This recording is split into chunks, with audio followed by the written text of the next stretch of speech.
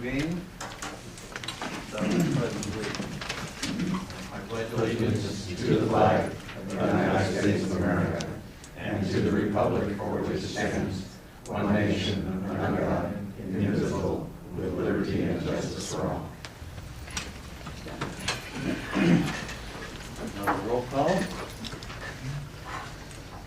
Commissioner Humberstone? Present. Commissioner Klein? Here. Commissioner McNeil? Here. Commissioner Soa? Here. Both commissioners present.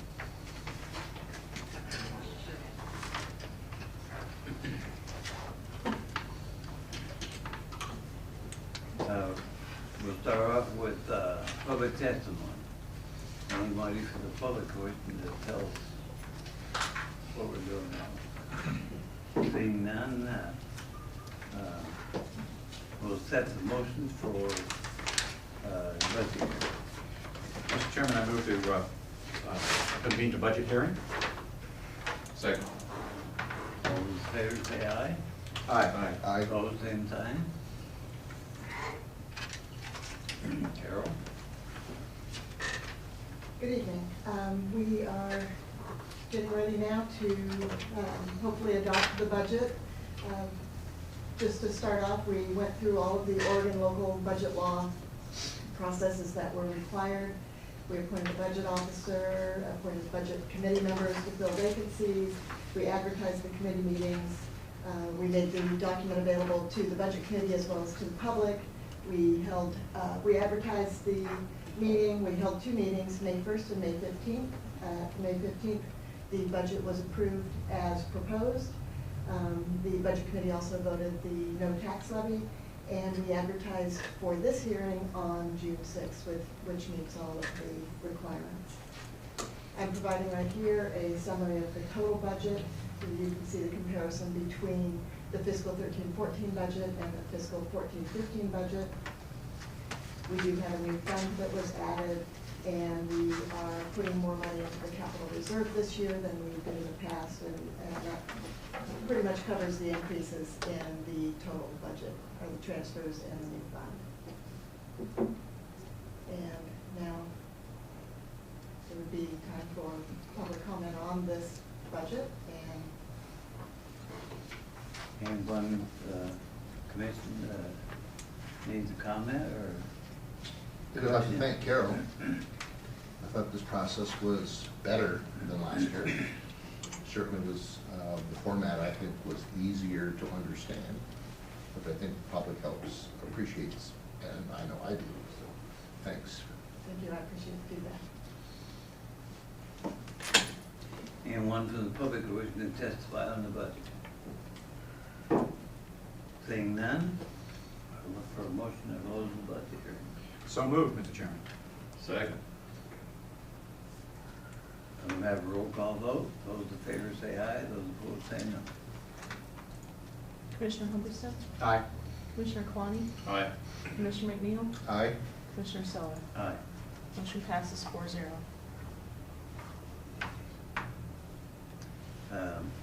We'll now start our regular board meeting with a presentation from somebody. Nobody.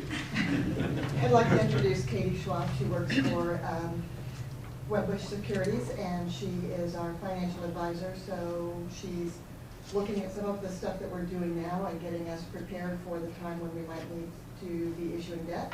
And she's got a little presentation talking about where we are and what the rating agencies look for. And no problem.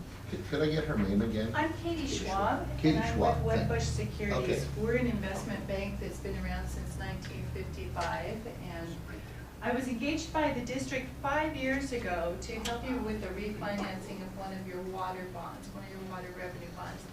And since that time, it's 5 years later, I just thought it'd be a nice time, and Lee and Carol invited me to give you kind of an update of where you are today. So your water revenue bonds in 2009 were issued in November. So again, 5 years ago. Standard & Poor's rated your bonds. So Standard & Poor's, just to give you a little bit of background, for entities that have a population of 20,000 or more, tend to rate on the investment grade ratings, only 6% have a AAA rating, which is the highest rating you can get from Standard & Poor's. It's, the AAA is also the same kind of rating for Moody's or Fitch, the three primary rating agencies. 49.7, or half of the different agencies that have bonds that are rated by Standard & Poor's are rated in the AA category, a very good investment grade. And then 42.4 in the A, and the balance of just under 2% of BBB. So those are investment grade ratings of entities such as yours that are rated by Standard & Poor's. So where does the district fall into this? In 2009, you can see that for your bonds, the refunding bonds that we did, got a AA minus rating. So that was right in where we had that 50% of agencies that did revenue bonds that were rated by Standard & Poor's. So you were right in the middle of that pack.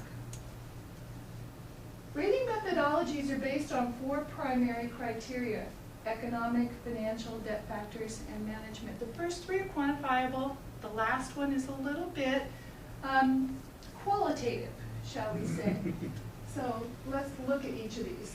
On the economic, there's 2 primary factors that they look at. One is, these are both just mathematical calculations. The first one is the effective income. Basically, what's your per capita income? And the second is customer concentration. So we look at the top 10 customers within a district and we say, what's their percentage representative of the total revenue? They basically want to know if there's a concentration, sort of like a community chest count. You know, is there one primary party that's giving you the bulk of your revenue? And that kind of weighs what the risk is if that party leaves town, and can you pay off your debt. So the next one, the financial ratio, the key on financial ratios is the liquidity ratio. In other words, do you have sufficient funds if an emergency came up that you can cover whatever that emergency is? So they do look at the liquidity ratio. And Standard & Poor's tends to balance that on the number of days of expenses that you can cover. So they look at days of cash on hand.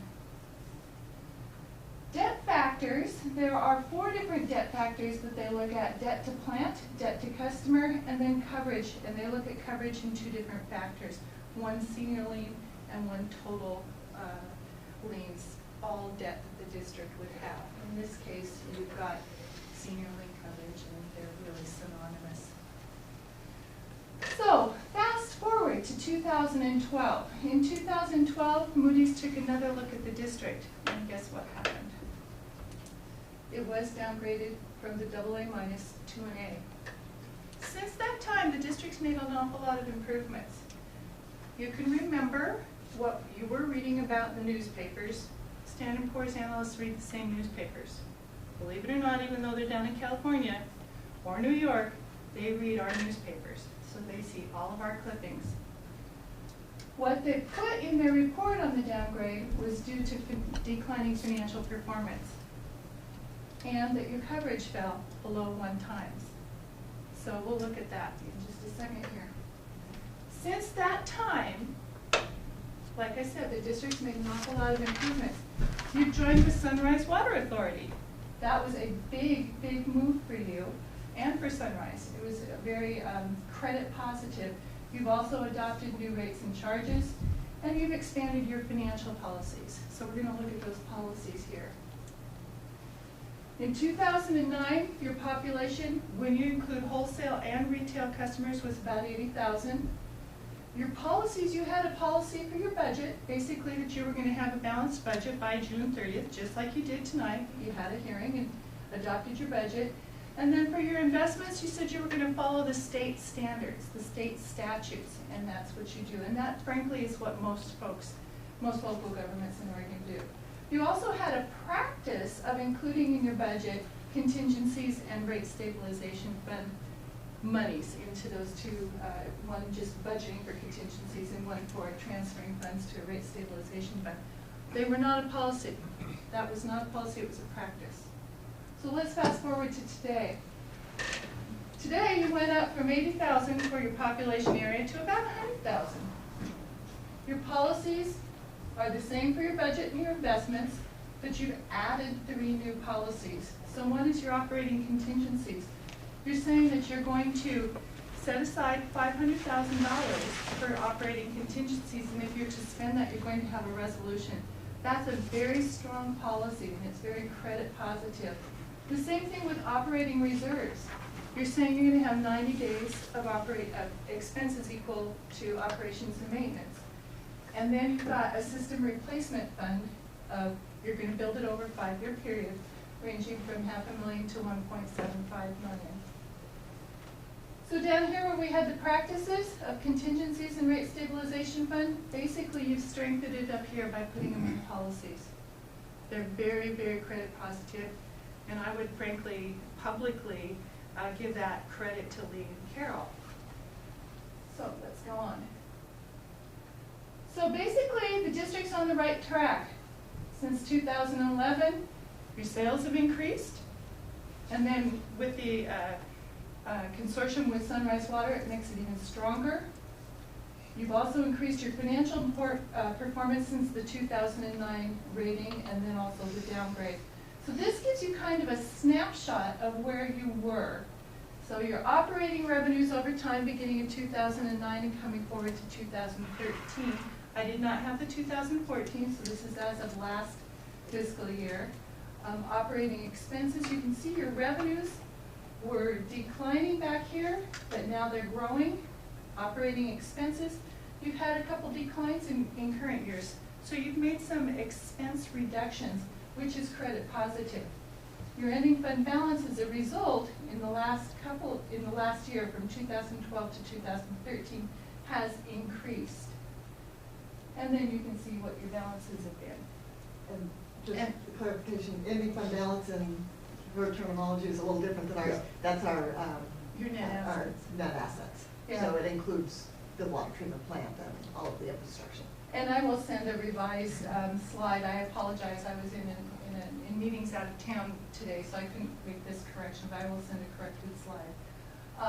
However, those are great numbers, and the point is, you are on the rise. And Carol, do you want to talk about 2014?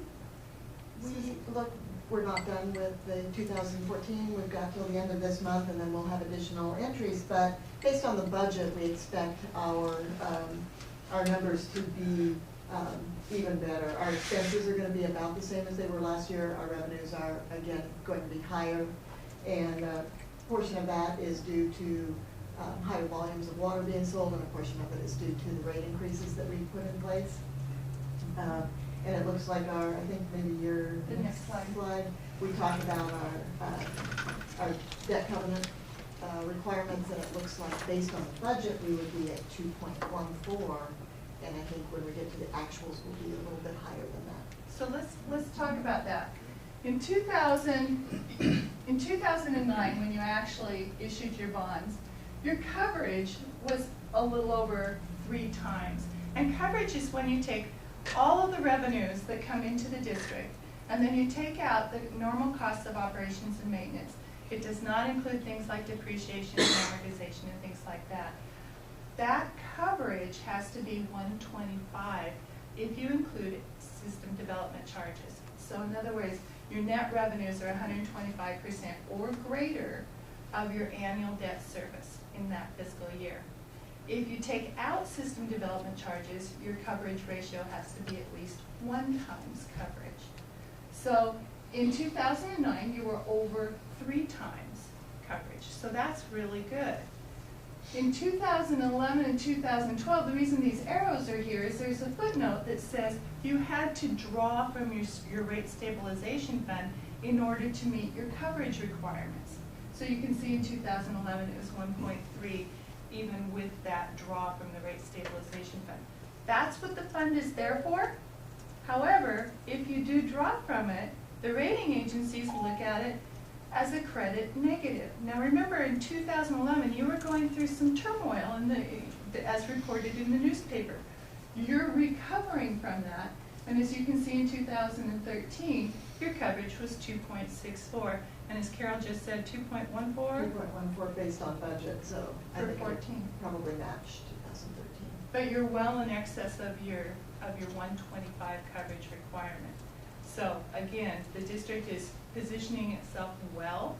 So going into the future, we can expect to have some really nice trends that when we go back to the rating agency next time, we'll be able to show them and get you back on the right track for being healthy. So I think that was it. Did I have one more slide? Yep, that was it. Do you have any questions? Yes? Refresh my memory, did we have to pull from the rate stabilization fund to get that 2.64 or not? No, we I thought we didn't have to. No, we did not. Okay. Just in those 2 years, 11 and Okay, 12. so we got off of that track. Thought we had, but I wanted to be sure.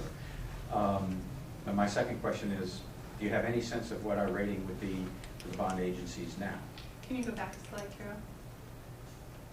Based on these coverages, if you're in north of 2 times coverage, your rating plus the financials that we saw on the previous slide and all of the financial policies that Carol and Lee have put in place with the you have adopted and put in place, I would say that you could get back up to that AA category. And then my last question would be, is there anything you would recommend that we do that would improve it even more? If so, what? Frankly, I'm not in a position to answer and give you anything definitive. I have been talking with Carol and Lee both throughout the year just to try to say, where are you today? Where are we going on coverage? You guys have made such tremendous strides that if you and Sunrise expand or solidify your agreement with the consortium, I think that will help. The raise in the water rates has been tremendous as far as getting your credit back up because you're not having to draw on that rate stabilization fund.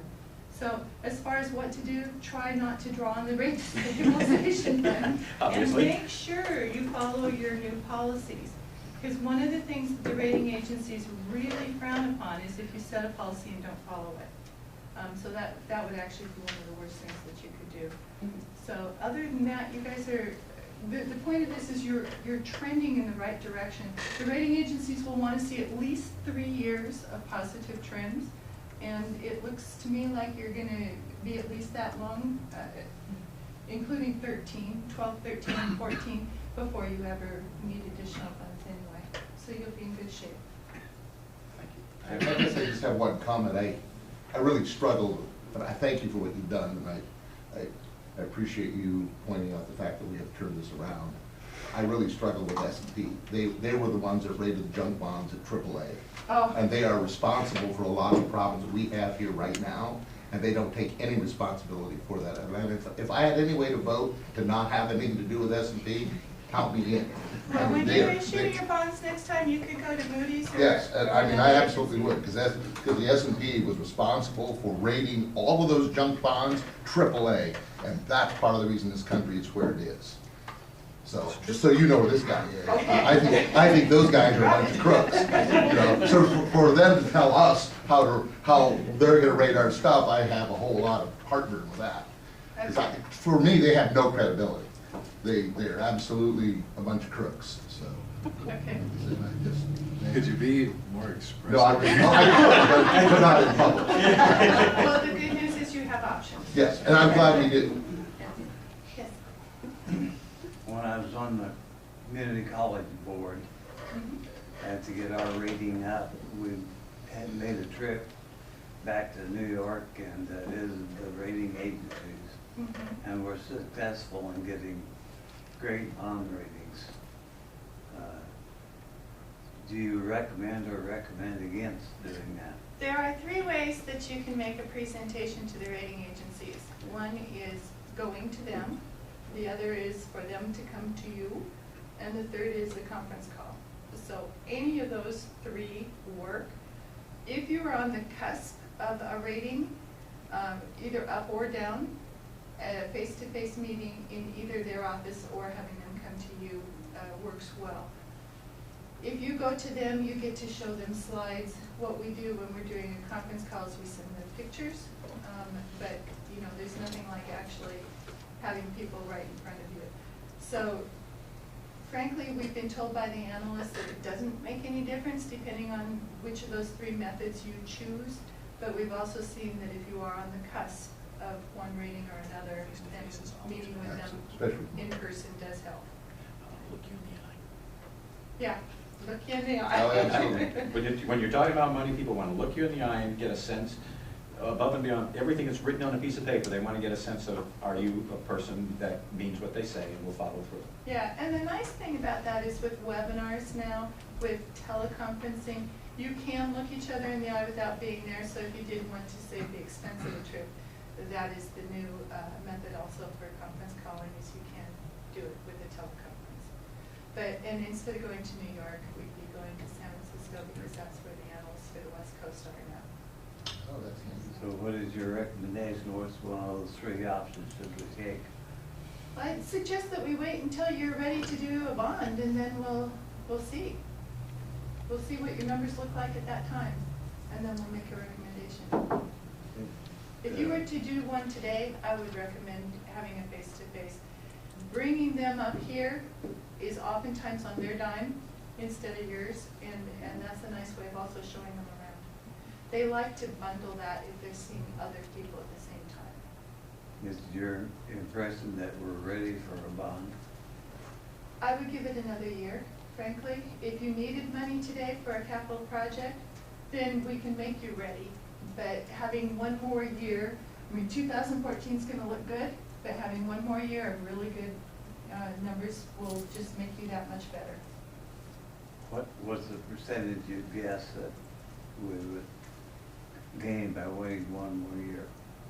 I couldn't say. I couldn't say. I just think that the argument for them to put you back into the AA bracket would be a little bit stronger with one more year of trends behind you. Is it possible that we could get to a place where we could get a better than AA? There's always that possibility. Do I think you could do that today? No. You bet. I like straight answers. And I like when somebody says, I don't know. I like that. Okay, I'm just following up on Commissioner McNeil's enthusiasm. Have you seen any discernible difference between how Moody rates versus S&P, or maybe some of the other purveyors? Because I'm kind of thinking about what President Soa is asking. Would we have to emphasize anything differently than what you've suggested?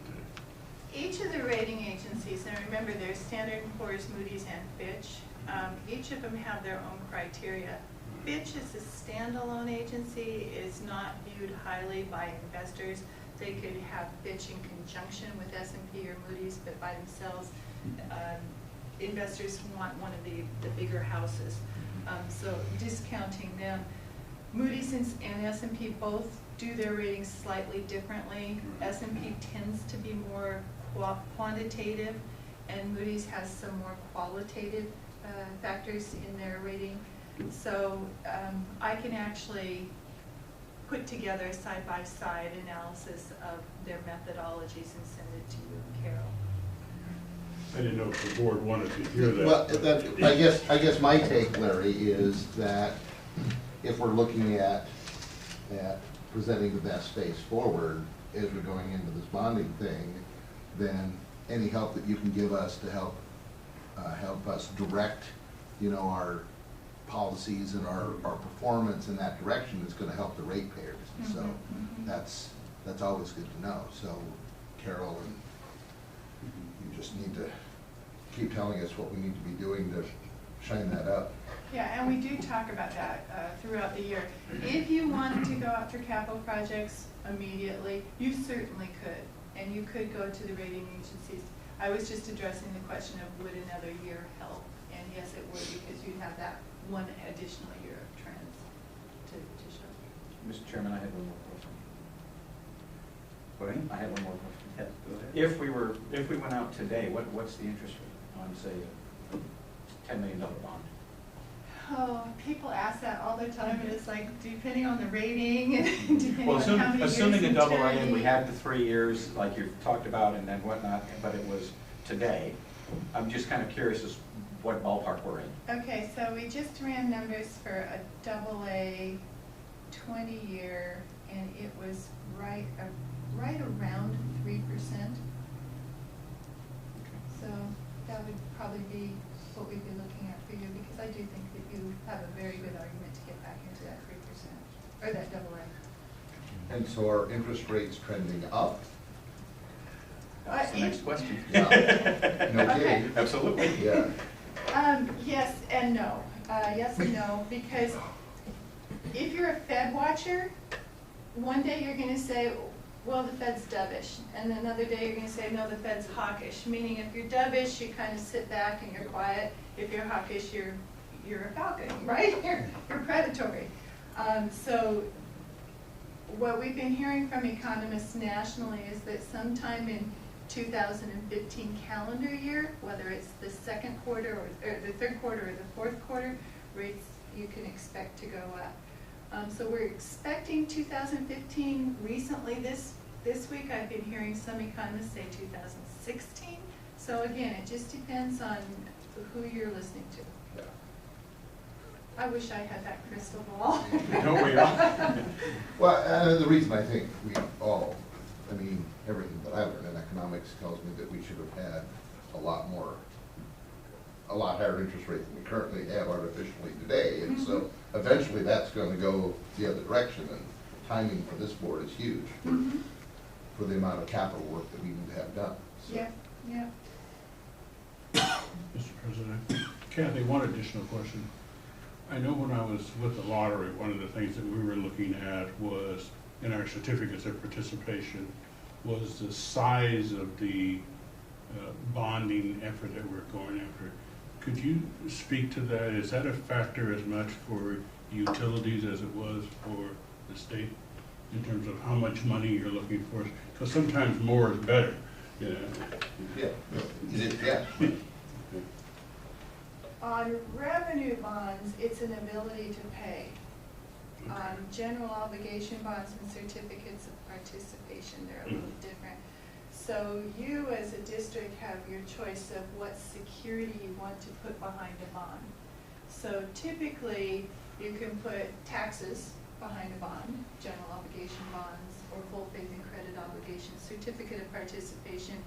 After Brevard County, Florida, several years ago, defaulted on certificates of participation, we in Oregon quit calling them that. We call them full faith and credit obligations or limited tax obligations, simply for marketing purposes. Well, the legislature finally put up the general fund as a surety to help Yes. do that. So. Yeah, Yeah. but that's Not the so much. state. That's the Come on. state.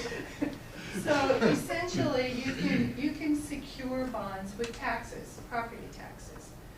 If you go out for a vote for a general obligation bond, then it's an unlimited tax pledge.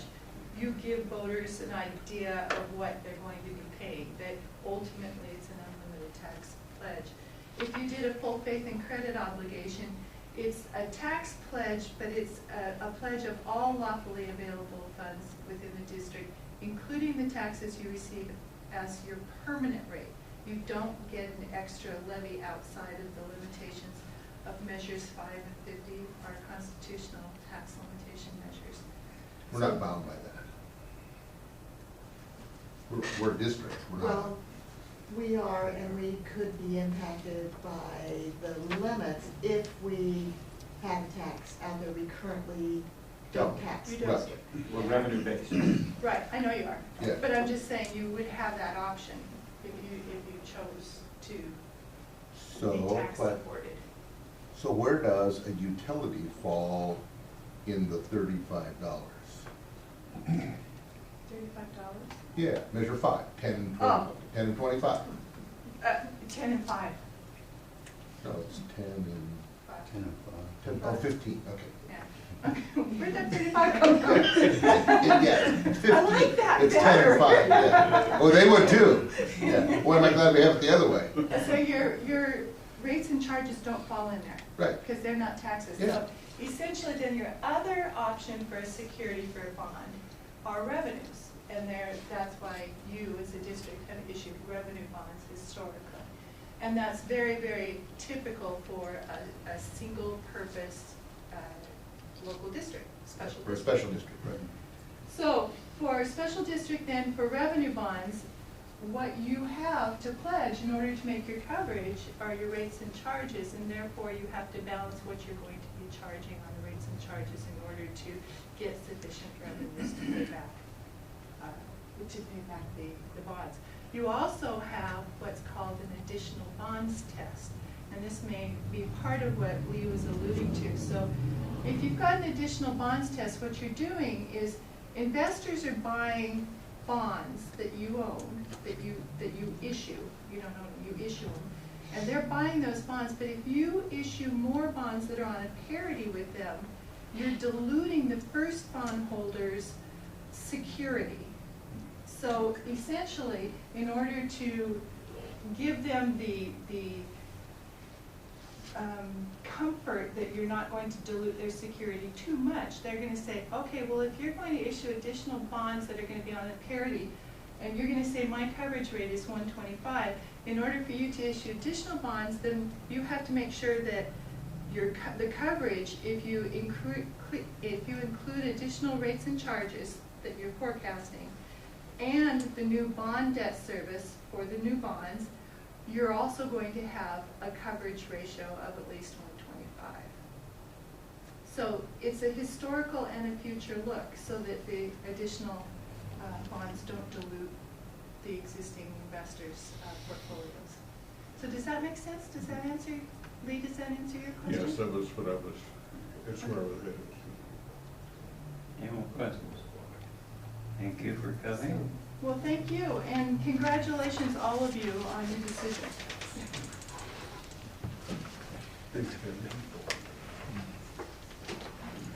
But I was worried.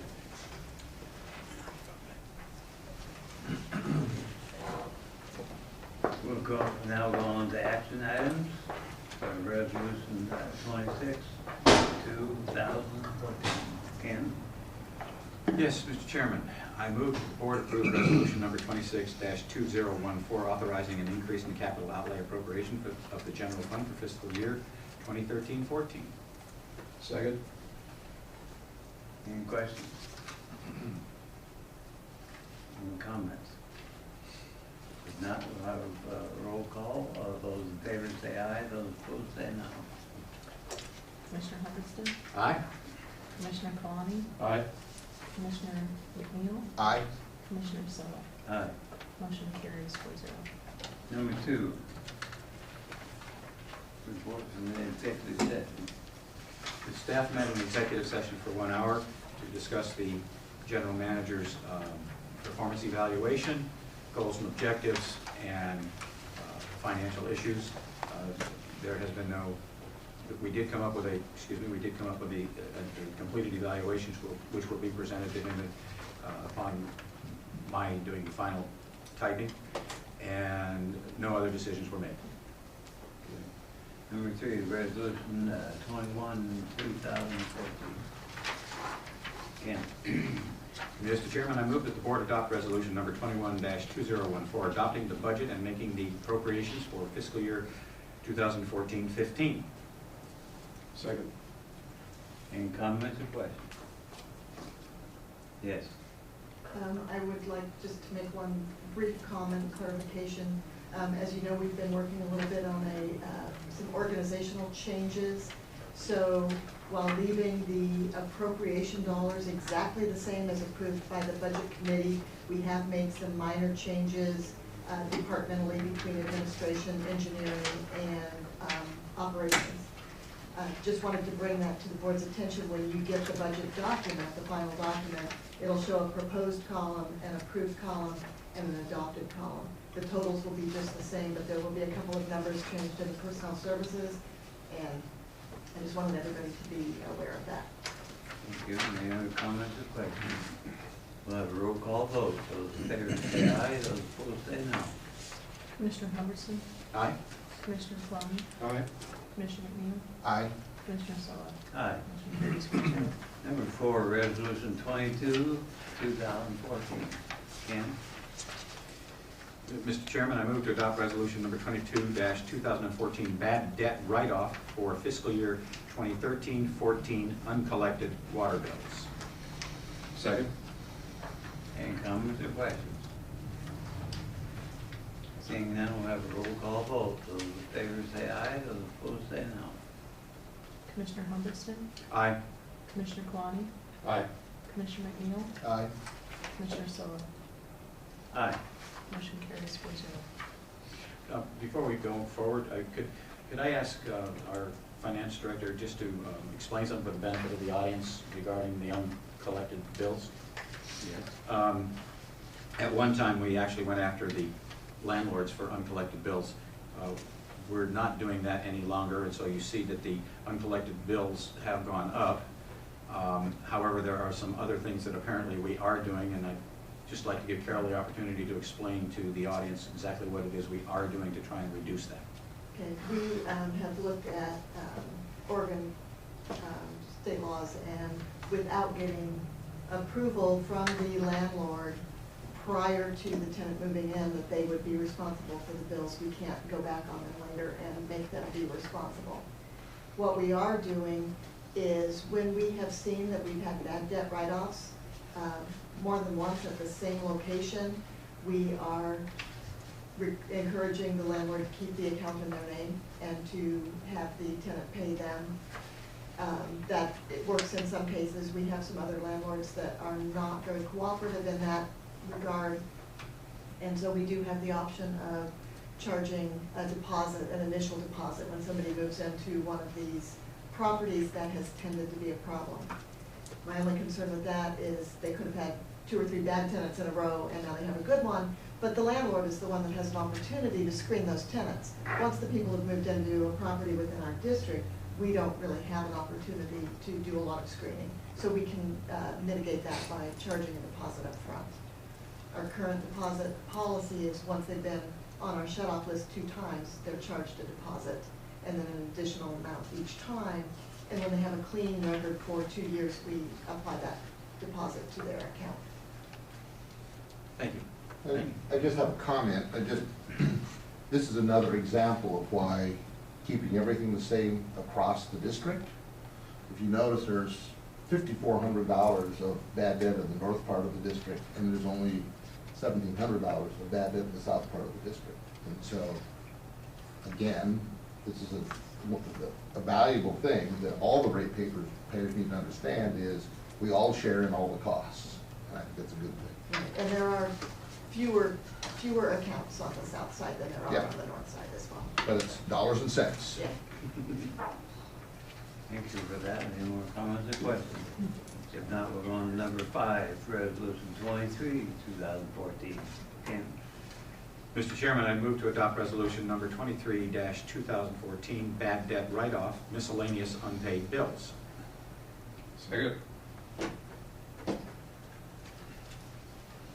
Any comments or questions? I have one. Okay. I noted in this particular case it was a result of automobile accidents and that people gave invalid information regarding their insurance, and I just would like to know, do we inform law enforcement of that? Typically, law enforcement is involved. So they are aware of that, so? Yes. Okay. So the district attorney then gets that information so that if there is a claim for restitution, then it can come back?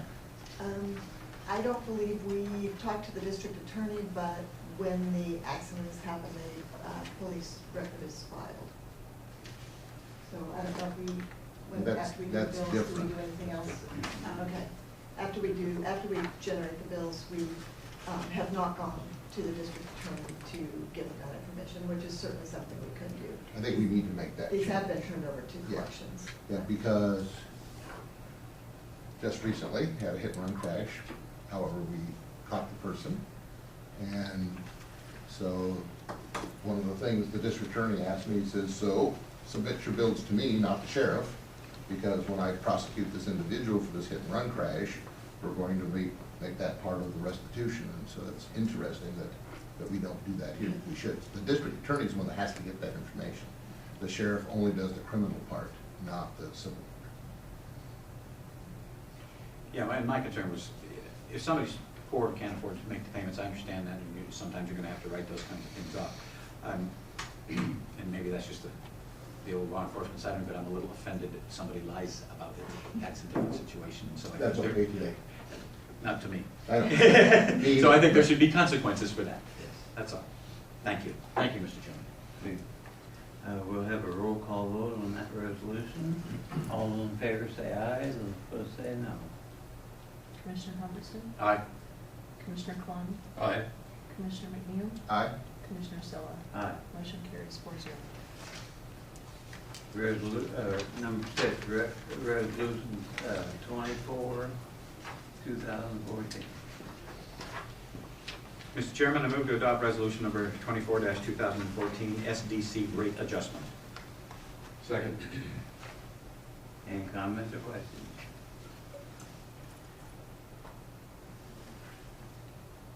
We have up here if anyone has any questions.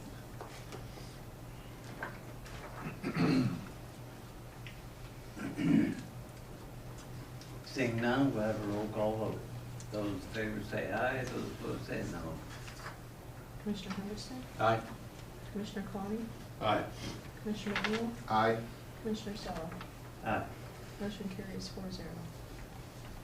Number 7, resolution 25, 2014, Ken.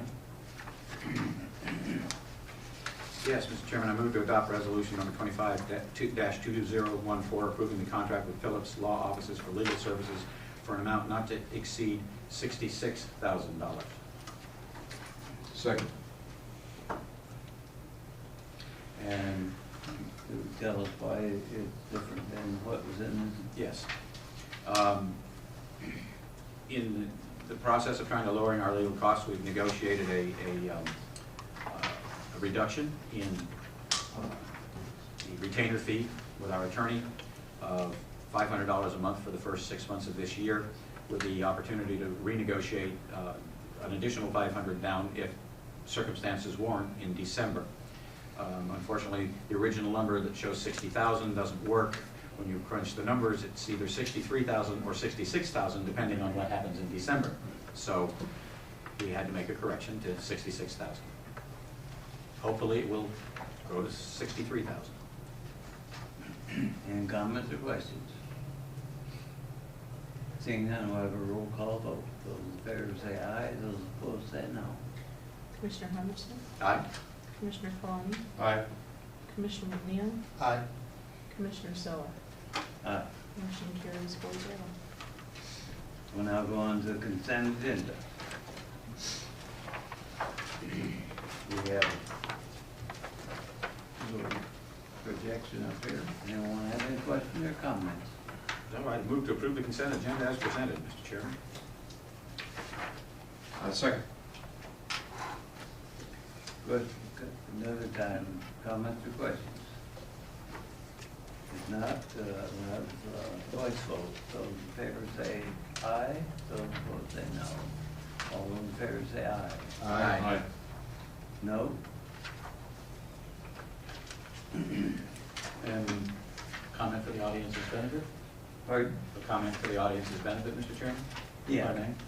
Part of that was a donation of assets that we received as a result of our participation in the Regional Water Providers Consortium, and it includes a total light plan, water treatment trailer, an overland pipe system, portable emergency lighting package, and an air monitor package.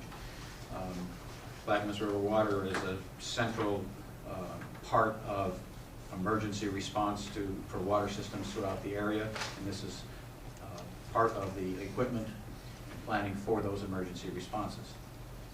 Thank you. Report, Carol. Okay, starting with the accounts receivable aging, these numbers are probably going to look a little different than what they typically have on the off-billing months. What we've done is we've moved the commercial accounts in one of our billing cycles to alternate months from the residential accounts. The reason we've done this is to help smooth out our cash flow. So we did an interim billing of just 1 month for all of these customers in cycle 4. And in July, we will bill them for a full 2-month cycle again. We sent notices out with their April bill, so they were aware of the change that was going to happen. And as we're used to seeing our cash either, be really high or have, we have these big peaks and valleys, this should really smooth that out a little bit and help us accommodate the costs that we have of running the district, which don't come in those peaks and valleys so much, but come pretty much across the board. So the balance as of today is about $334,000, so we have done quite a few collections in 11 days since the bills went out. Cash and investment position as of May 31st, we've got nearly $7.8 million. We did have an interest payment on the 2009 bonds, was paid on May 1st, so that deduction is included in there. Then looking at our revenue, and this is revenue for the entire district. This includes water revenue, other general fund revenue, system development charges revenue, and the interest earned on our reserve balances. So this is where we are for this year. And we're comparing 10 months across each of those 5 years. And then here's the expenditures. What I had been showing you previously was just expenditures in the general fund.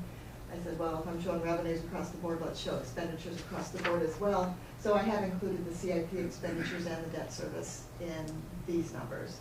And again, we're comparing 10 months of activity in each of those years. So you can see the purple, let me see if I've got a little point of this purple part here. Our CIP expenditures this year have been higher than in the past couple of years, or the past several years, and that was primarily due to the work on the emergency generator project. And here's the general fund budget comparisons. Comparing each year, we are 83.3% through the budget, but we're at 91% of revenues, and we're still about 75% on our expenditures, so we are trying to hold the expenditures, and we do have certain things that tend to end up at the end of the year. A lot of our training, for example, the short school that the guys go to renew their certifications, have not been recorded yet, and that's the largest part of our training budget tends to come in that part of the year. And that's all I have, so if there's any questions, I'd be happy to answer them. Any questions? Thank you, Carol. We'll now go on to our general manager. Mr. President and Board, this month has been a lot of activity around kind of the day-to-day operations. For those of you who are on the commission, the Clackamas River Water Commission, you know that at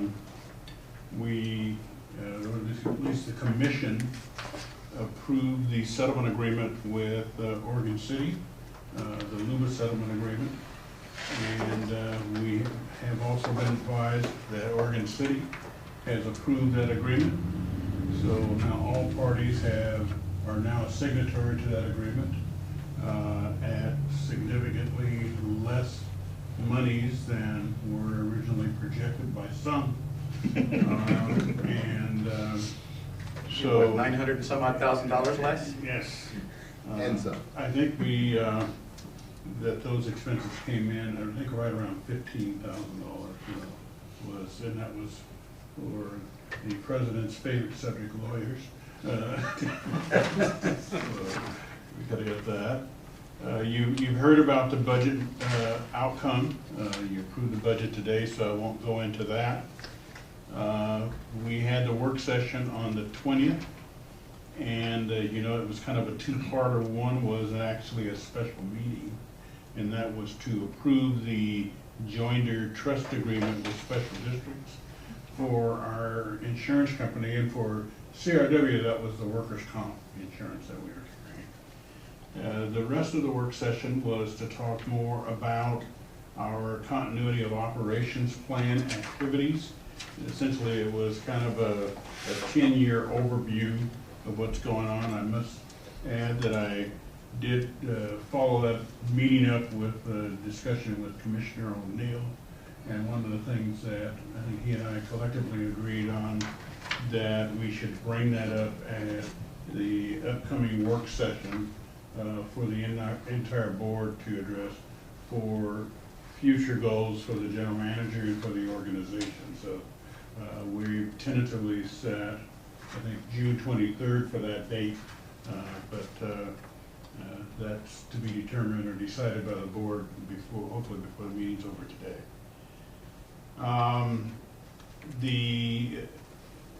We met with Sunrise just briefly to talk to them about some of the issues that they're having at the NCCWC plant as it relates to the filtration system and whether or not that would require CRW to kind of be on the ready in case they had additional difficulties there.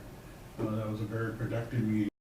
The intent is to follow up in several weeks to see what the current status is, because that's kind of a month-to-month event that's occurring over there. We're also continuing with our discussions with our labor union ASME. I think it's fair to say that probably the one issue that is always the issue when you're in labor negotiations is when people say it's not about the money, it's about the money. And so that's probably where we'll be meeting with them, I think, within the next couple of days to continue those discussions. We've already talked about the LULA settlement agreement, so I won't go into that. You know that in July, the coming July, we will be going before the courts to talk about the Mitchell election case in terms of our request to recover monies for that case. And we will also, following in the next couple of weeks, in July 18th, we are scheduled to go into Judge Acosta's court, federal courthouse, to deal with the Hallway case. And so that, I think most of you have gotten notice of that through the emails from our attorneys. The other item that I had was that even though it's not CRW business, although there may be some peripherals on that, is you know about the city of Portland elections, and those initiatives failed.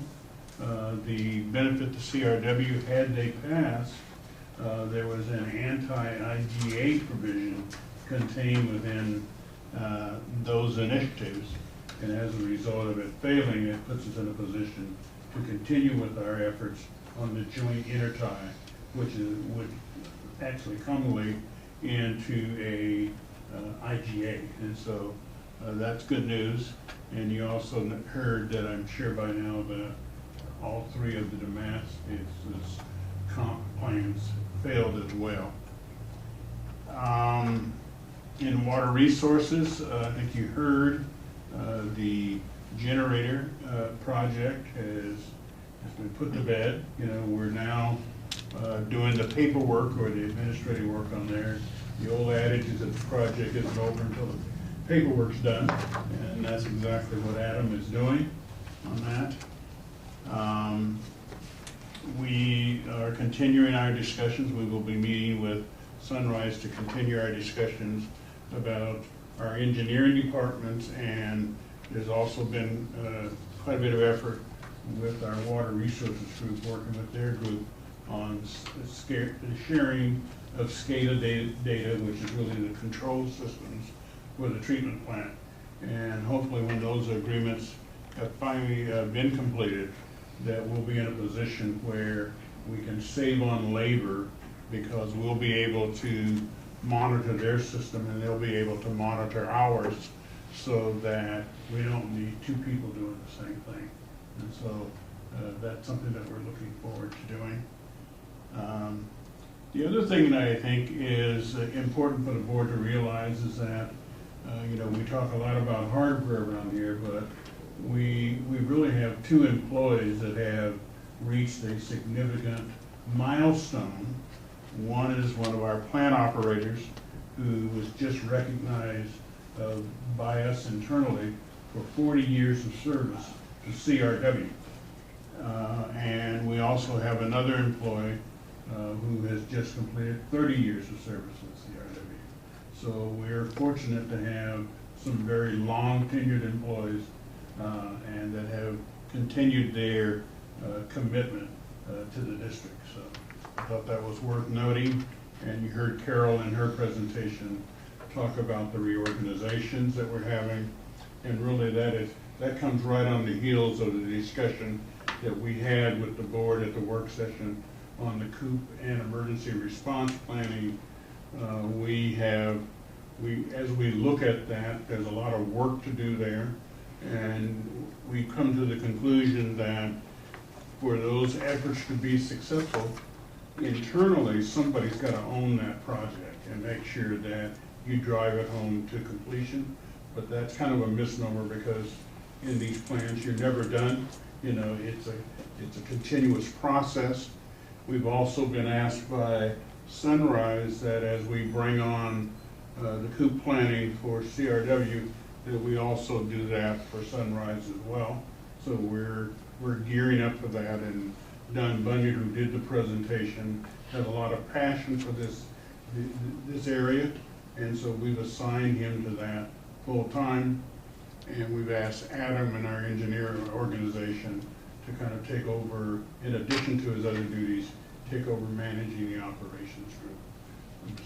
President and board members, that completes my report. Thank you. I have one question. Do you know where we are with the Carver Bridge? Yes. Bobby, would you like to address that? We were just talking about that today. Yeah, I drove across it today, and so I'm going, I don't know where we are here. It's looking pretty done. Yeah. They still have issues on the south side retaining wall. Oh, really? The county released their rock driller, here several weeks ago. So they're in some type of process of obtaining a new rock driller so they can finish the retaining walls on the south side. Our south side water line can't be built until that wall is built because it's in a fill area. They are going to start next week hanging the pipe in the bridge itself. The pipe was set on the deck, under the deck, on the plywood deck under that. Yeah. While it was being constructed, they are now going to go in, lift it in place, and that starts next week.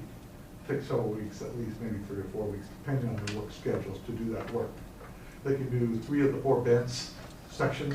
The last one they have to wait because of some work on the north side underneath bent retaining walls under their, I think there's an access road that goes to the trailer court. So it'll be about a month's worth of work inside the bridge. And I believe the last week or the next week or the next week after that, let's see, where are we at here? Today is the... That's me, so don't pay Yeah. attention. All right. In the next few weeks, we'll be working on the short 150-foot piece on the north side, phase 1 work. And we anticipate having that done. I saw the emails go out today about scheduling. Just have not seen a response from ODOT because they have certain notifications they have to put out to traffic, the big works that come down the highway. So probably by, let's see, I've been doing it for 7 years now on this bridge, so it just seems to keep, but I'd say probably the next 2 to 3 months it should all be pretty much finished up, except I don't know about the retaining wall on the south side. That's still on hold, or it's under consideration by the county. I That's where we're at. just want to get a jug of water out of that pipe on the south side to give to Larry.